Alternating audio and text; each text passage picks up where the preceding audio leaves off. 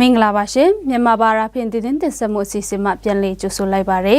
။ယခုတင်ဆက်ပေးသွားမယ့်တင်အကြောင်းအရာတွေကတော့မချမ်းပေါ်မှာတပ်ဆွဲတဲ့စစ်ကောင်စီတပ်စခန်းတစ်ခုစခန်းစွန့်ခွာသွားကြောင်းသိရပါရစေ။စွန်ဘရာဘုံဒေတာတွေတိုက်ပွဲပြင်းထန်နေစေဖြစ်ကြောင်းသိရပါရစေ။ဒီတင်တွေကိုကျွန်မမွန်ကြကနေတင်ဆက်ပေးသွားပါမယ်ရှင်။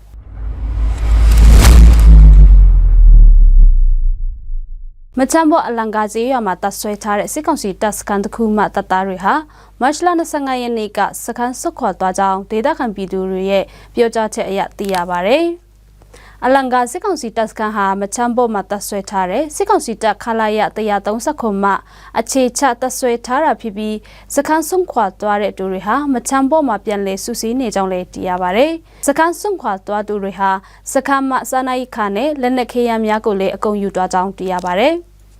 ပြီးခဲ့တဲ့နှစ်ဒီဇင်ဘာလကလည်းမချမ်းဘောအင်ခါကာကြီးရွာမှာတပ်ဆွဲထားတဲ့စစ်ကောင်စီတပ်နဲ့ခေါင်းလာဘူးပြည်သူစစ်တပ်ဖွဲ့တွေဟာလည်းတပ်စခန်းဆုတ်ခွာသွားကြောင်းသိရပါတယ်ရှင်။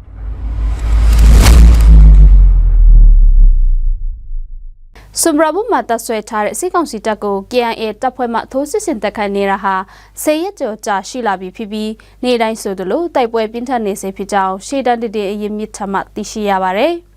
စွန်ဘရာဘုံတိုက်ပွဲတွေစစ်ကောင်စီတပ်မှနေတိုင်းဆိုသလိုတိုက်လေရင်တွေနဲ့ဘုံကျဲတိုက်ခိုက်ကူနေတာဖြစ်ပြီးပြီးခဲ့တဲ့မတ်လ18ရက်နေ့တနေ့ထဲမှာပဲ Y12 လေရင်နဲ့အကြိမ်100နီးပါးဘုံကျဲတိုက်ခိုက်ခဲ့ကြောင်းသိရပါတယ်။စွန်ဘရာဘုံစစ်ကောင်စီတပ်ခလာရ46တပ်စခန်းကိုမတ်လ23ရက်နေ့မှ KIA တပ်မဟာတိစုပေါင်းတပ်ဖွဲ့များမှထိုးစစ်ဆင်တိုက်ခိုက်နေစေဖြစ်ကြောင်းသိရပါတယ်ရှင်။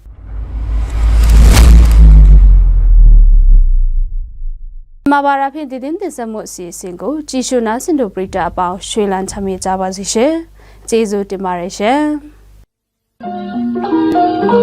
။